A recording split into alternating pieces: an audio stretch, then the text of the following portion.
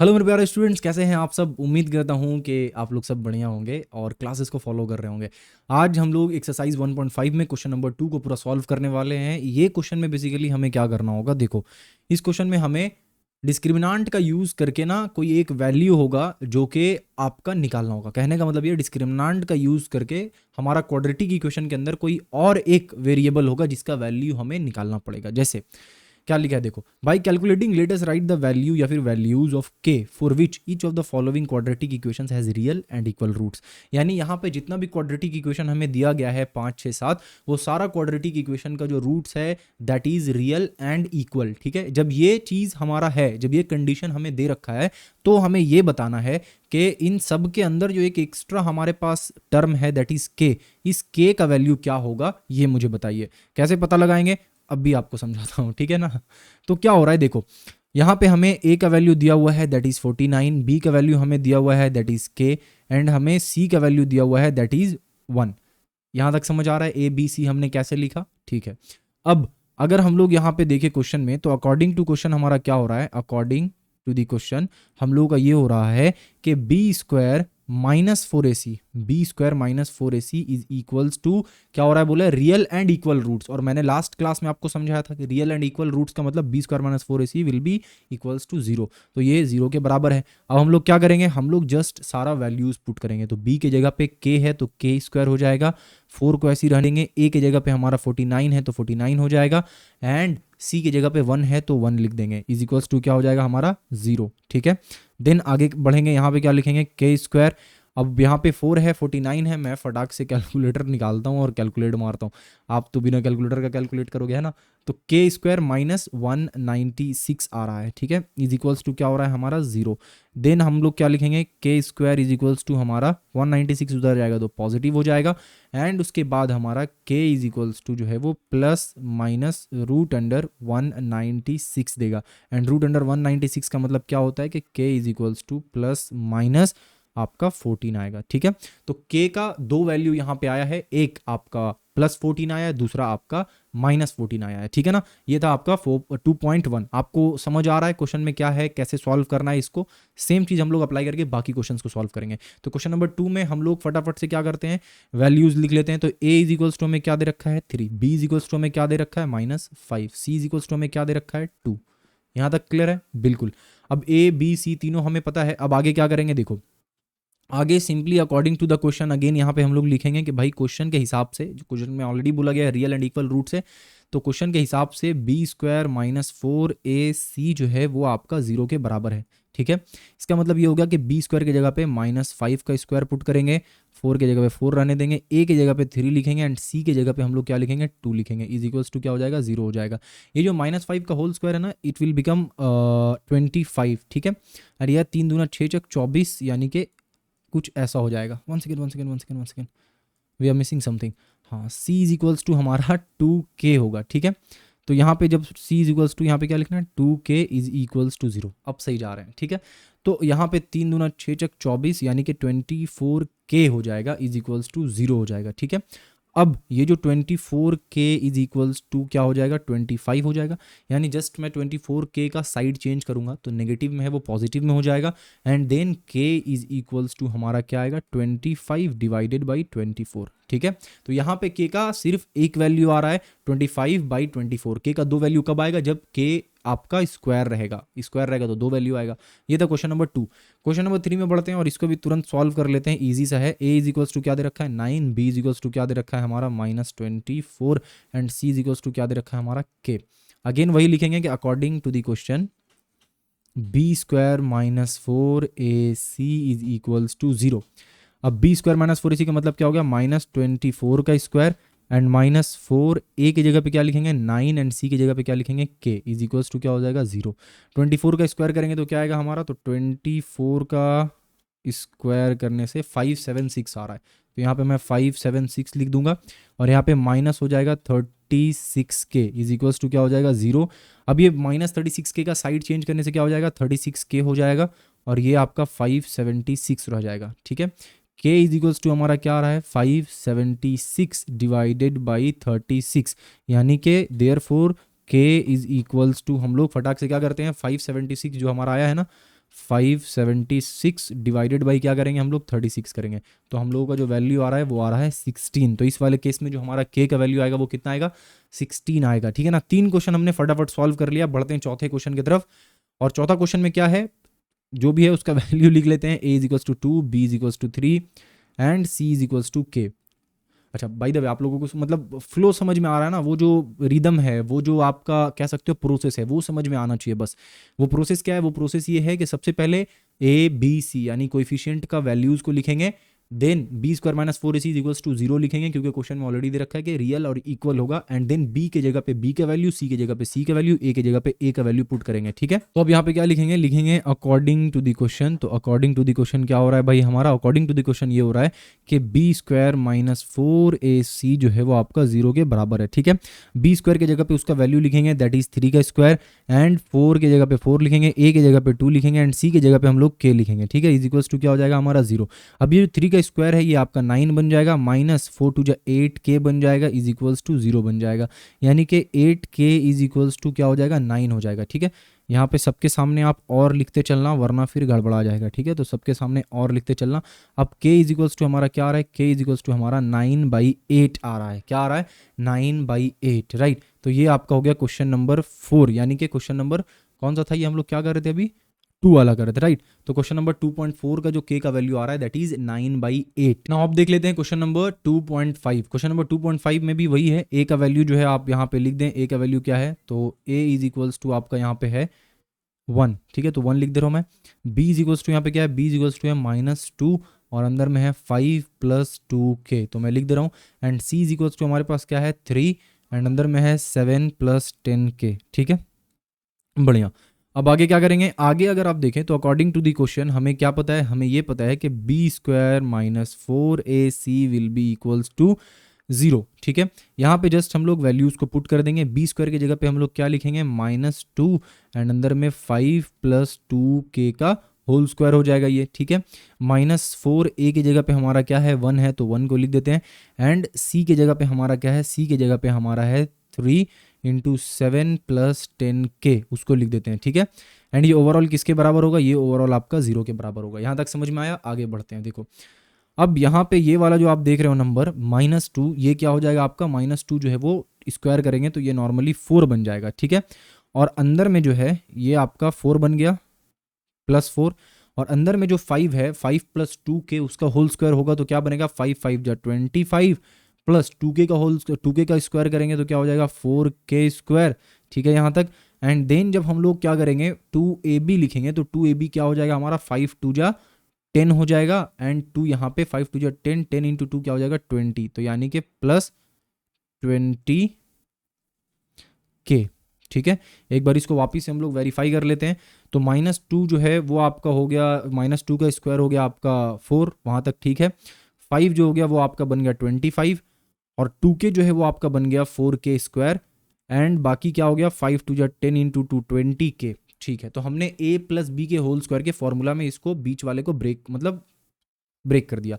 अब आगे चलते हैं, यहाँ पे है -4 तो मैं लिखता हूँ -4, तो -4 की जगह पे देखो 3 भी है तो 4 × 3 कितना होता है भाई 12, तो मैं -12 7 + 10k यहाँ पे लिखता हूँ, इज इक्वल्स टू क्या होगा हमारा 0। यहाँ तक एकदम क्लियर है, ओके।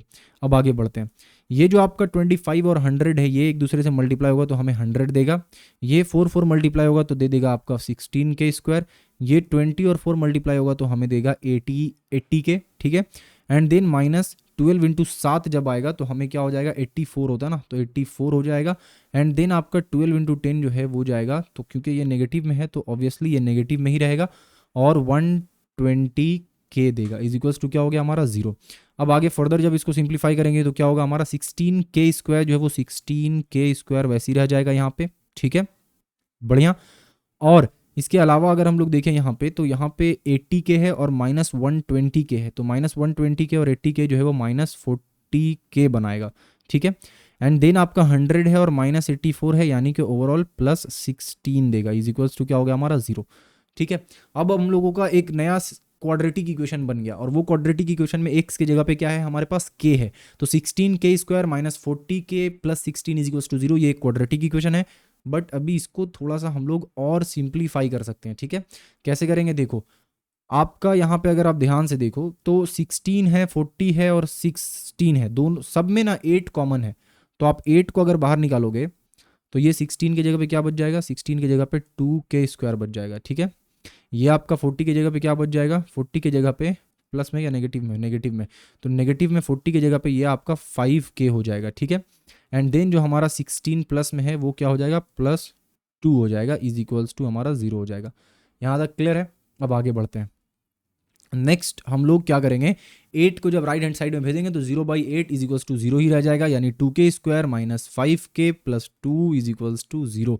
अब इसको आप दोनों तरीके से सॉल्व कर सकते हो, आइदर आप इसमें श्रीधराचार्य फॉर्मूला अप्लाई करके इसको सॉल्व करके k का वैल्यू निकाल लो, और आप इसको मिडिल टर्म स्प्लिट यानी फैक्टराइजेशन मेथड से कर लो। तो अगर फैक्टराइजेशन मेथड से करेंगे तो क्या हो जाएगा, 2 2 जा 4, यानी कि हमारा 4 आना चाहिए और 4 भी आना चाहिए मल्टीप्लाई करने से, एज वेल एज आपका -5 भी आना चाहिए। तो वो किस केस में होगा, वो आएगा आपका, अगर मैं यहाँ पे -4k और -k लिख दूँ, यानी कि -4 -1 मल्टीप्लाई को क्या देगा, +4 देगा, यानी 2 2 जा 4 भी मिल गया हमें, और -4k -k क्या देगा हमें, -5k, तो वो भी मिल गया हमें, यानी मिडिल टर्म स्प्लिट हमारा सक्सेसफुल हुआ। अब आगे क्या करेंगे, पहले वाले केस में हम लोग 2k को अगर कॉमन ले ले तो अंदर में बच गया k -2, दूसरे वाले केस में -1 को कॉमन लेंगे तो k -2 इज इक्वल्स टू 0 बच जाएगा, ठीक है। दोनों वाले केस में हमारा k -2 कॉमन आ जाएगा, तो k -2 हमने कॉमन ले लिया, अंदर में क्या बच जाएगा, 2k -1 अंदर बच जाएगा, इज इक्वल्स टू 0। यहाँ तक समझ आया। अब आगे क्या होगा, अब हमारा वही आइदर और वाला केस हो जाएगा, तो आइदर हम लोगों का k -2 इज इक्वल्स टू को 0 होना पड़ेगा, तब इक्वेशन जाकर 0 होगा, जहाँ से हमें पता चलेगा कि k इज इक्वल्स टू 2 है। और दूसरा वाला केस जो है वो हमारा क्या होगा, कि भाई 2k -1 को 0 होना पड़ेगा, जिसका मतलब ये हो गया कि k इज इक्वल्स टू हमारा हाफ होना पड़ेगा, ठीक है। तो अब क्या हुआ, ये वाले क्वेश्चन में थोड़ा कॉम्प्लिकेटेड हो गया, क्यों, क्योंकि यहाँ पे एक क्वाड्रेटिक इक्वेशन को जब हम लोग डिस्क्रिमिनेंट अप्लाई किए तो एक और क्वाड्रेटिक इक्वेशन बन गया, और वहाँ से फिर उस क्वाड्रेटिक इक्वेशन को सॉल्व करके हम लोगों को k का वैल्यू एक्चुअल में क्या है वो मिल गया, ठीक है। क्या क्या वैल्यू है, 2 है एंड हाफ है। तो बढ़ते हैं आगे, बिल्कुल नेक्स्ट क्वेश्चन, और हम लोगों का मोस्ट प्रोबेबली लास्ट क्वेश्चन। तो 2.6 ये वाला क्वेश्चन देख लेते हैं, इस क्वेश्चन को कैसे सॉल्व करना है। यहाँ पे भी वही सारा फंडा है, यानी कि a का वैल्यू यहाँ पे डिफरेंट दे रखा है, ये उससे भी थोड़ा सा ज़्यादा कॉम्प्लिकेटेड हो जाएगा, क्योंकि a में भी यहाँ पे क्या दिया हुआ है, 3k + 1 दे रखा है a का वैल्यू, ठीक है। एंड b का वैल्यू हमें क्या दिया हुआ है, 2k + 1 दे रखा है, एंड c का वैल्यू हमें क्या दे रखा है, k दे रखा है, ठीक है। क्या करेंगे इसको, वही अकॉर्डिंग टू दी क्वेश्चन, यानी क्वेश्चन के हिसाब से इसको पुट करेंगे। क्वेश्चन के हिसाब से हमें क्या दिया हुआ है कि b² - 4ac is equals to 0 होगा। इसका मतलब क्या हो गया, b² का मतलब हो गया 2 का स्क्वायर एंड k + 1 का स्क्वायर, यही हुआ b² का मतलब। देन -4 ac की जगह पे क्या लिखना होगा, a का वैल्यू यानी कि 3k + 1, एंड c की जगह पे हमें क्या लिखना होगा, c की जगह पे हमें लिखना होगा k इज इक्वल्स टू 0। यहाँ तक समझ में आया। अब आगे सॉल्व करते हैं। आगे ये जो 2 का स्क्वायर है ये 4 बन जाएगा, और ये जो k + 1 का होल स्क्वायर है ये क्या बनेगा, ये बनेगा k² + 1 + 2k, ठीक है। माइनस ये जो 4 इधर है और k इधर है, ये 4k मल्टीप्लाई हो जाएगा तो 4k बनेगा 4k बनेगा, एंड देन वो 3k से मल्टीप्लाई होगा तो 12k² बनेगा, ठीक है। एंड वो 4k जब 1 से मल्टीप्लाई होगा तो वो आपका बनेगा -4k इज इक्वल्स टू 0, ठीक है। अब यहाँ पे हम लोगों का क्या होगा, ये आपका 4k² हो गया, +4 हो गया, +4 2 जा 8k हो गया, -12k² हो गया, -4k इज इक्वल्स टू 0 हो गया। अब इसको फर्दर हम लोग जब सिंप्लीफाई करेंगे तो 4k² है, यहाँ पे 12k² है, यानी ओवरऑल हमारा -8k² देगा, ठीक है। यहाँ पे 8k है, यहाँ पे -4k है, दोनों को सिंप्लीफाई करेंगे तो 4k मिलेगा जो कि पॉजिटिव में होगा, तो 4k आपका पॉजिटिव में हो गया। उसके बाद क्या है, उसके बाद है +4, तो +4 इज इक्वल्स टू हमारा 0 हो गया, ठीक है। ओके, अब हम लोग क्या करेंगे, अब हम लोग इस इक्वेशन में ना -4 को कॉमन लेंगे, क्योंकि हमें k² को जो है वो पॉजिटिव में कन्वर्ट करना है, तो जिसके लिए नेगेटिव को कॉमन लेना पड़ेगा। एज वेल एज सब में मैं देख रहा हूँ कि 4 सब में मल्टीप्लाई हो रहा है, तो मैं 4 को भी कॉमन ले लूँ। तो एक साथ मैंने -4 जब कॉमन लिया तो अंदर में क्या बच गया, 2k² बच गया, एंड यहाँ पे आपका माइनस के रह गया और यहाँ पे आपका -1 रह गया इज इक्वल्स टू 0 हो गया। इसका मतलब क्या हुआ, इसका मतलब ये हुआ कि 2k² -1 sorry -k-1 is equals to आपका 0 हो गया। ठीक है यहाँ तक, बिल्कुल ठीक है भैया।